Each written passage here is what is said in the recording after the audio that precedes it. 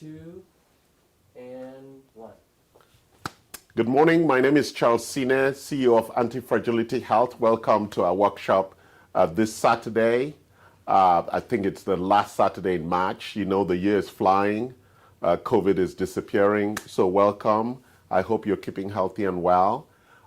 We continue our series on conversations on longevity, the journey to longevity.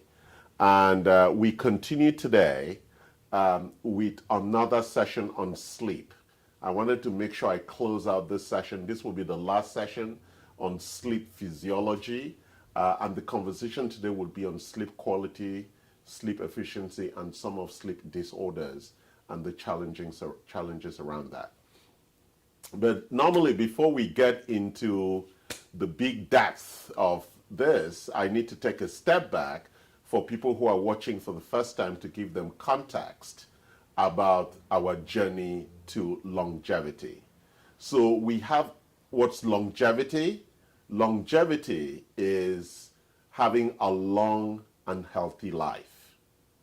And when we talk about the long life, that's what we call the length of life, lifespan. And when we talk about the amount of health during lifespan, we call health span. So we want to have a long and healthy life. It's really important that we have that context. And why is that context important? The lifespan averagely for most Americans is around 78 years. But the last 30 years of those 78 years is spent under a lot of chronic illnesses. That means that even though we are living longer than our parents used to live, we are living with a lot of health issues.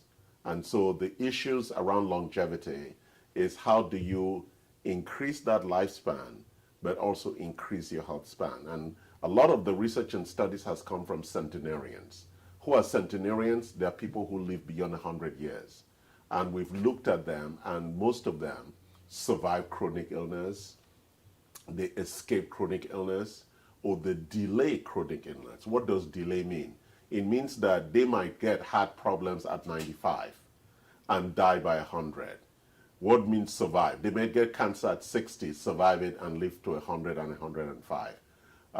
Or they may totally escape it. Some people just die happily in their sleeps, just the way the Bible told us. So we learn from those group of people, and then we can look back and say, how do we improve in the areas of lifespan and health span to ensure that we all live a long and healthy life. It's really important we understand that context and why that is important.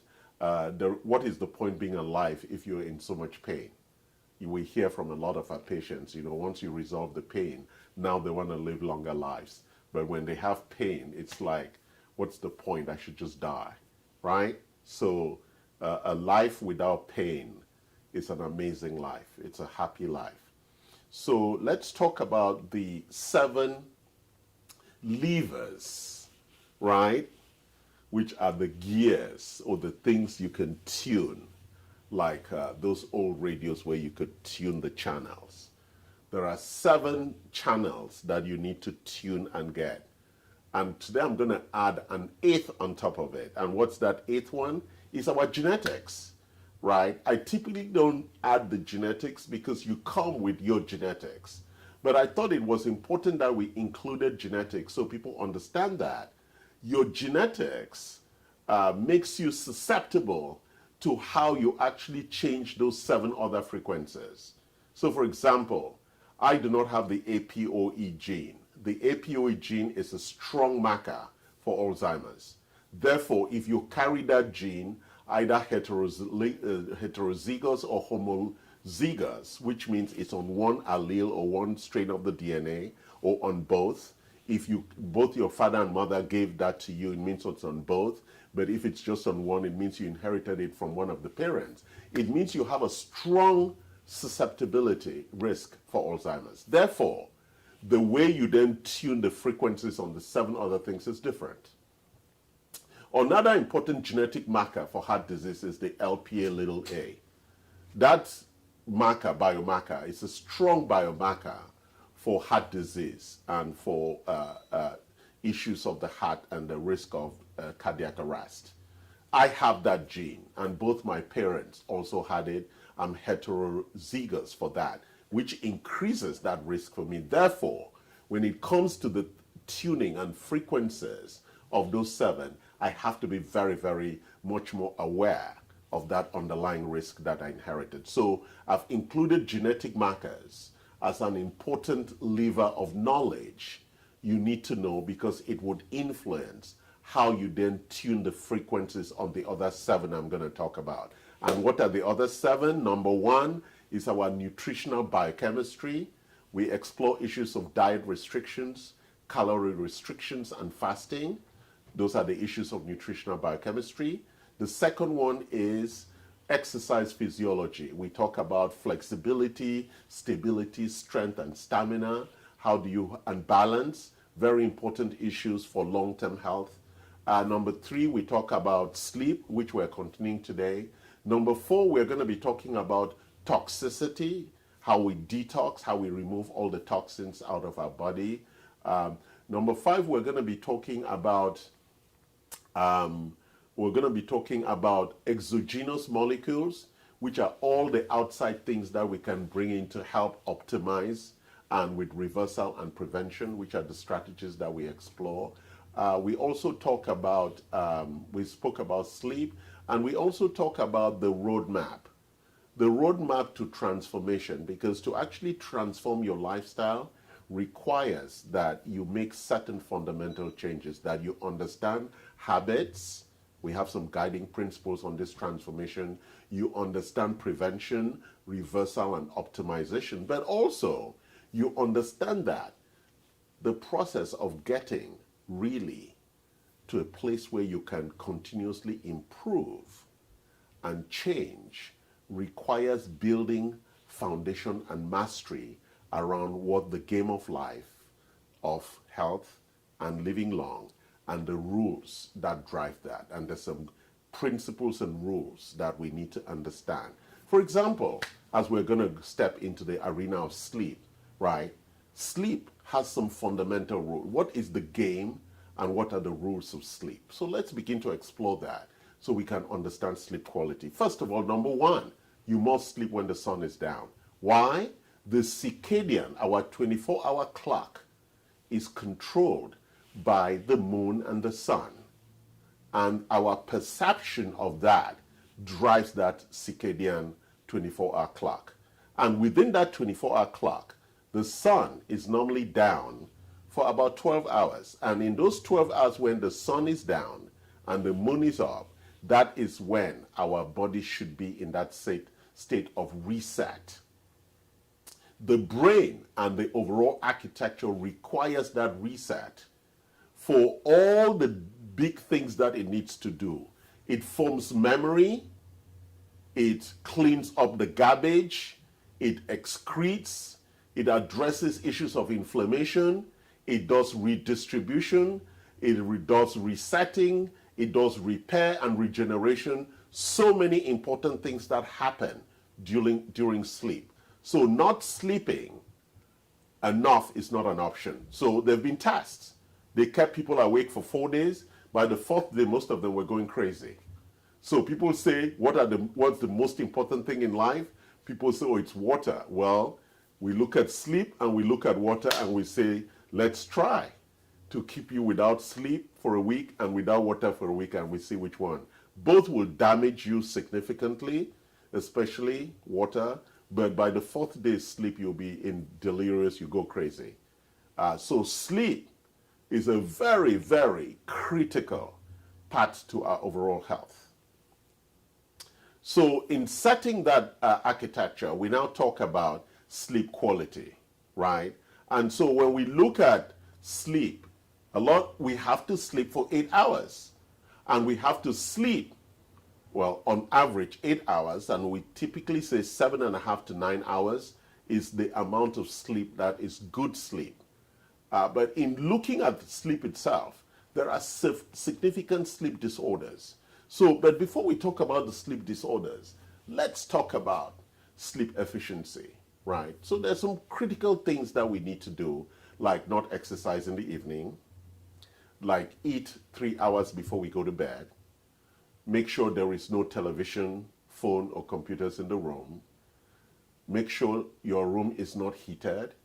It's better to sleep in a cold room and be under blankets. I know it's also an amazing thing to sleep naked because your body is freer. And I know that club of people who sleep naked is a very small club, but they are efficient sleepers. If you sleep with pajamas, I don't think it's a good idea because it restricts circulation, it restricts movement during sleep, and it's constraining. Why wear pajamas? I know my mother used to say, wear your pajamas because if there's a fire at night, you'll not be naked, right? But hey, you can always grab your pajamas at the bottom of the bed. So sleeping naked is great. But there's some other issues that we have around sleep, and we are aware of sleep disorders, right? So I'm going to explore issues of sleep. And one of the big issues of sleep disorders that is coming up is that most couples who sleep together have problems sleeping together. There's this whole arising conversation called sleep divorce, right? As women grow older, they can't sleep and the guy is snoring. Both have sleep problems. And yet, most people think that is normal. It is not. So let's walk through some of the sleep disorders. Quite a few, so I have to look at my paper. So one of the big sleep disorders is circadian rhythm sleep-wake disorders. So people have irregular sleep-wake rhythm, or they have delayed sleep-wake phase disorders, right? Which means that the 4 phases of sleep, we've discussed this before, and you can always Google it, and you can look at the 4 phases, and we go through that every 90 minutes. So over an 8-hour period, there are about 4 deep cycles of sleep, or 4 phases. You can check that out. So some people have a delayed phase where it doesn't really run that well, or people just have an irregular sleep wake. They wake some days at 3, some days at 4 a.m., some days at 5 a.m., or they go to bed at 9 or 10 or 11. So there's an irregularity of that. So one of the things that they tend to advise is that you need to go regularly to bed around the same time. I do around 8:30 or 9 o'clock. I'm in bed. So I have set up a regular routine around that. And also I have ensured that I'm waking up around 5:30. And that's typically when I get out. And if I want to delay and sleep in, at least I get up at 5:30. I'll use the bathroom and I may sleep at 6 or 6:30. So that's a choice I make. But typically, I set very regular sleep patterns. The second area of disorder is what we call sleep-related movement disorders, right? Where people have restless legs, their legs are shaking when they're sleeping, or they have periodic limb movement or disorder. You know, they are hitting other people or putting their legs over other people, or they are remove the blanket, you know, they are like trying to fight a war in their sleep. Or they have sleep-related bruxism, right? So all these movement issues with sleep, right? Or sleepwalking and all of those things are very, very challenging sleep disorders that need to be monitored and managed. And we'll just talk about some of that monitoring because most people who are asleep, who have these issues are not even aware that all of this is going on. Then there is the big one, which is insomnia, right? The insomnia issue can be chronic or short-term, right? Sometimes when women give birth, they suffer from short-term insomnia, but we're talking here really about chronic insomnia. And insomnia covers 3 areas. One is difficulty going to sleep. Second one is difficulty staying at sleep, which means you sleep for a couple of hours, you wake up. And third, difficulty going back to sleep. It's okay to wake up, but if it's easy for you to go back to sleep, then that's fine. Then the big one that I suffer from is the sleep-related breathing disorders.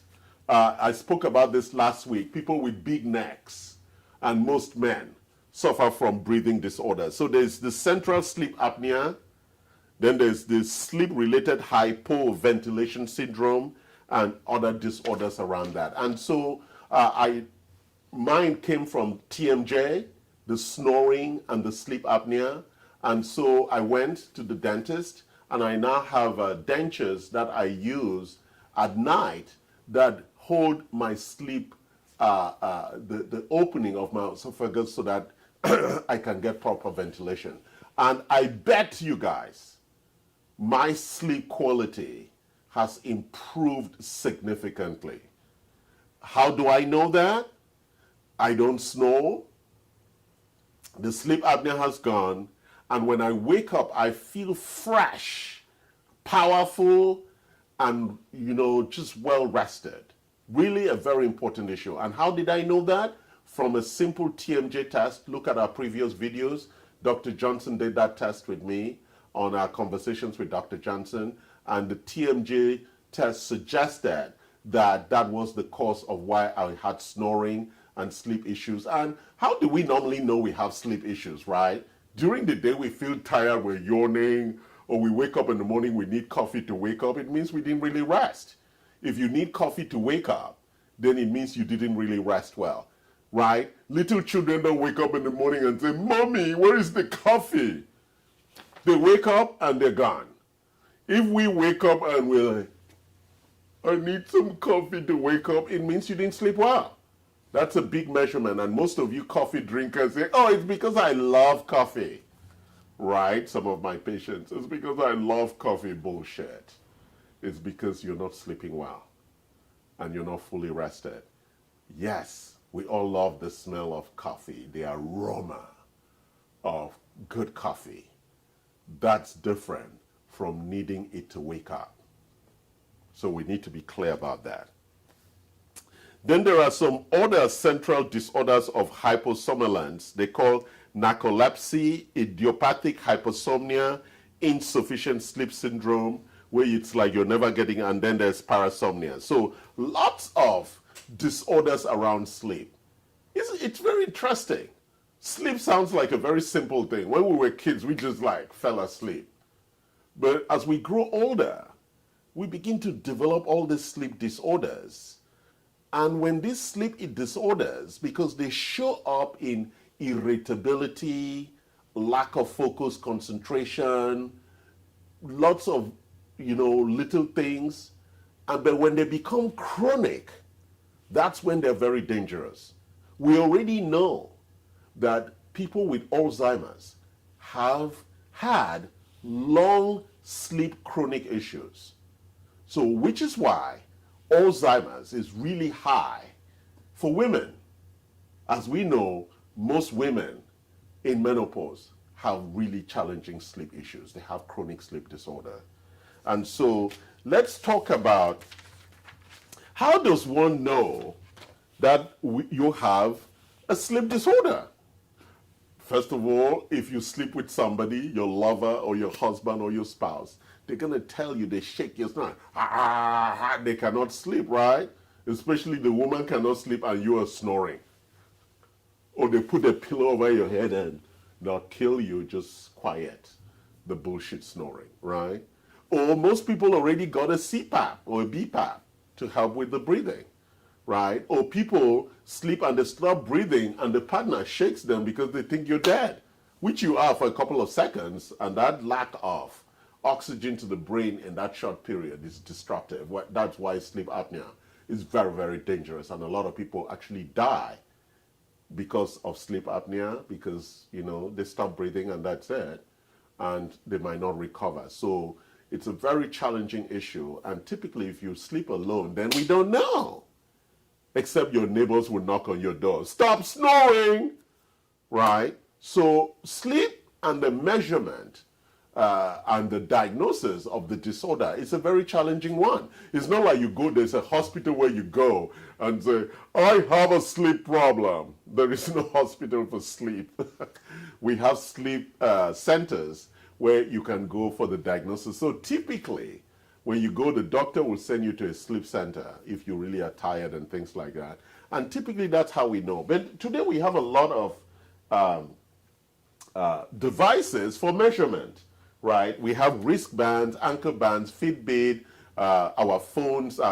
we have a lot of instruments today that would measure and do some things. And in our last lectures, we spoke about our sleep monitoring device for the detection of sleep apnea. It's a breathing thing. It sits there and measures your oxygen levels in your blood and all of that. And you can do that before and after treatment to see the improvement on your sleep quality.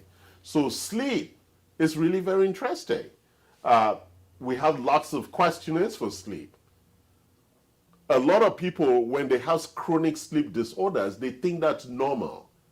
Oh, I sleep only 4 hours at night. Bullshit.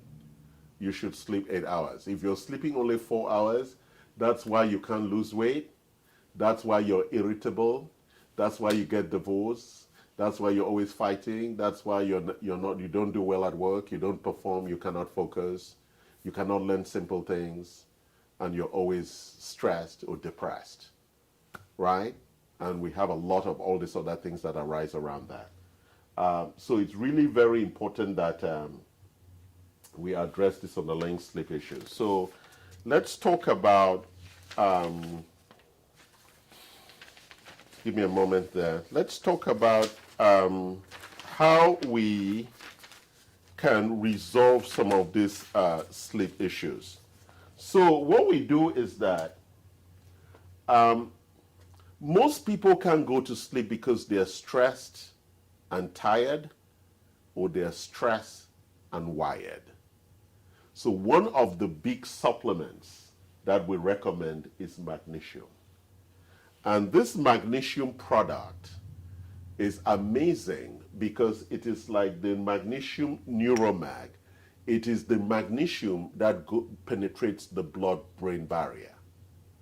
You know all those women who are thinking a lot at night? I don't know, plotting to take over the world. This calms the brain. It goes in and quietens the brain from, because they can't talk at night, their brain is talking. This quietens the brain. Very important. It contains magnesium L-threonate, what they call mactane. It's a different kind of magnesium. So we have magnesium malate and we have magnesium L-threonate. This is a critical magnesium for people who have stomach disturbances with magnesium. This magnesium is a solution for quieting the brain, right?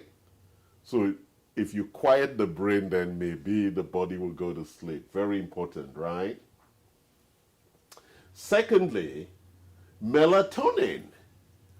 Melatonin is a hormone, and it is the regulator of the circadian architecture of the wake-sleep cycle. This hormone depletes after our peak of 20, 30 years old. So the older you get, the less melatonin is produced. And therefore, we supplement with two kinds of melatonin. This is the fast release, which puts you to sleep, and this is the slow release that keeps you asleep. Last night, I took, I think, 12 milligrams of melatonin. I take the fast release, slow release, keep me asleep, right? That's how I can achieve my long sleep patterns from 8:30 till 5:30, and I wake up and I'm ready for tennis. I'm ready for the world. And actually, sometimes when I wake up, then my brain is solving all those big problems of life. Like, how am I going to run the workshop next week in the desert? Did we have name tags? I had not thought about that. What about the projection? What about the protocol and the cost? What about the slides? How are we going to do the reception to receive? You know, I'm solving all of that in my brain as I'm lying there. And I'm like, okay, now I have the answers to life. I can now get on with it, right? So that was melatonin. And some of you think, oh, but if I take melatonin, it's going to suppress my body's ability to take it. No, it's a hormone. You need it. And your body is not making enough. So get over it. And it's not a drug. It's a simple, natural product. Then we have a couple of products, right? The Mayo said it. This one contains a lot of natural phytonutrients, right? Lots of phytonutrients to calm down the whole body. For people who have like the leg syndrome where their legs are not going to sleep, their arms, they keep tossing. This supports healthy muscle relaxation, which also supports you to sleep properly. Very, very important supplementation. And another one around that is Meta Relax. This is designed to help support restful sleep, a positive mood, and relaxation. So we have lots of different things here. And as people struggle with their sleep, we try to get them through a couple of these things so that they can find what works for them. Because sleep and the ability to get good quality sleep it's a very individual issue. And it also depends whether you sleep with somebody else in the same bed. And it depends on sleep hygiene. But we have things to support and promote so that you have, like inositol, supports restful sleep. So you wake up and you're like, I feel good. Rather than you wake up and you start fighting. Why did you take the bed sheet? You know, if you're irritable in the morning, you're not sleeping well. You should wake up like little kids ready to go play at 6 a.m.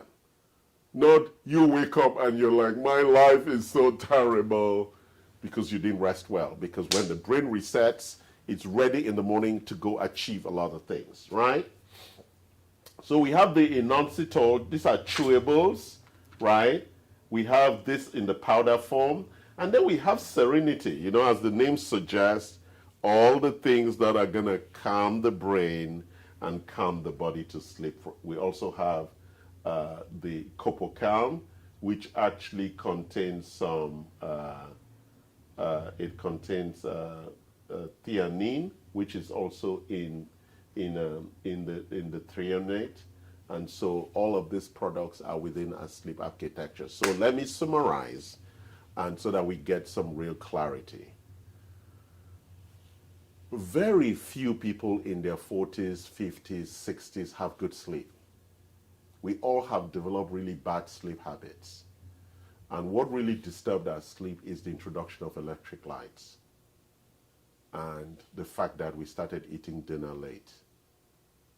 So we're eating dinner late, we have electric light, and most people are going to bed around 11 p.m. It's too late. Latest, you shouldn't be in bed by 9. Why? Because the deep sleep that is really refreshing happens around midnight to 2 a.m. By that time, you want to be in deep sleep. So if you go to bed around 9, you're already in deep sleep when you enter that place of restful. You know, sometimes I wonder, that's why I'm so smart. Because when you sleep well, the brain has time to form the right memories and do the right things and clear all the garbage out of the brain and the body and drains it through the lymphatic system. That's why when you wake up in the morning, you can do a long number 1 and an amazingly satisfying number 2. Because throughout the night, the body was getting rid of that, and the waste paper baskets were full for you to empty when you get up. Very important that you measure your sleep quality. After you measure your sleep quality, then we have the intervention things, right? All those women who cannot stop thinking at night, calm your brains. All those people who are short of melatonin, find your right dose. And for those people who have restless leg or need relaxation, I don't need the relaxation because I'm one of those funny people. I can sleep in one spot and not turn for 6 hours. Some people have to turn, right? as if they're in a dance doing a disco, right? If you're that kind of person who cannot find the right spot, you need some relaxation here. Please, sleep, as I said last week, is our superpower. Without sleep, you cease to be human. So God gave us sleep so that he can help us restore our engine for life and for our health. Sleep, as we close this series on sleep physiology, I want you to understand and watch Matthew Walker's videos on YouTube and TED Talks. Matthew is like the guru of sleep, and really appreciate, understand, and start building good habits around sleep, and really get intimate with your own sleep habits, and make sure that you have a good and proper night's rest so that you can be good and functioning healthy human being. Thank you for joining us today, and we love you. Love us, like us, send your comments, and make sure that you share this with your friends to know that at the core of life is sleep. And God made us to take 1/3 of it sleeping. Must be important.